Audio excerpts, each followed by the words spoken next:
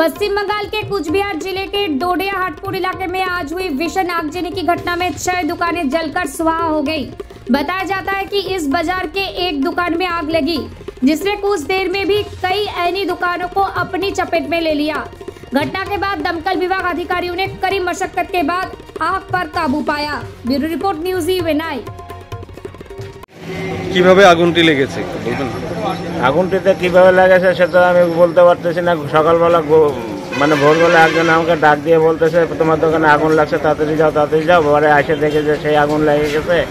হ্যাঁ, পরে তো আসে দেখি যে ফায়ার ব্রিগেড আসে না। তারপরে 5 মিনিট পরে ফায়ার ব্রিগেড আসলো। আসে তো ওরা ফায়ার ব্রিগেড তো পুরো সহযোগিতা করছে। ওরা ভালোই সহযোগিতা করছে। ওরা না আসলে তো বাজারে যত দোকান ছিল সবই পুড়ে যেত। কতগুলো দোকান পুড়েছে? তাও দোকান 5-6টা দোকান পড়ছে। হ্যাঁ, আমরা তো যতগুলো ছিল আমাদের এই লাইনে সবই চলে যেত। পাশে সোনার দোকানও অনেক ক্ষতি হয়ে গেছে। আমাদের এই 5-6টা দোকান তো একদম কিছুই নাই, একদম স্থায়ী ছাড়া কিছু নাই।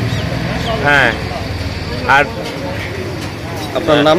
আমার নাম পরেশ মণ্ডল।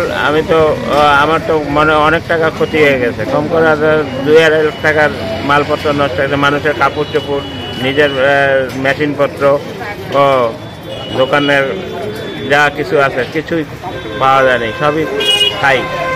হ্যাঁ, ঠিক আছে।